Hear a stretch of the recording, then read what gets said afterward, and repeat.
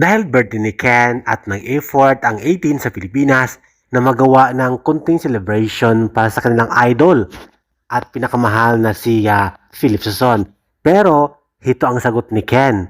Nagsorry siya dahil hindi siya nakarating sa Pilipinas para makiselebrate sa kanyang birthday kasama ang kanyang mga fans o 18. Kaya naman ito nga nag-post at nagkaroon ng kunting sulat na nilagay niya sa social media na sinasabi niyang, "Sorry 18, talaga namang super special at super sweet ang touring, ang treatment ni Philip sa kanyang mga fans, lalo na ang kanyang mga taga-suporta na syempre walang tigil sa pagtangkilik sa kanyang produkto at talento. Tulad ng mga album, kanta, at syempre mga merchandises na binibenta ni Ken na talagang tinatangkilik ng mga fans o 18. Ini-stream, pinapanood, pinapakinggan ang mga kanta at mga music videos ni Ken sa YouTube at ibang social media platform.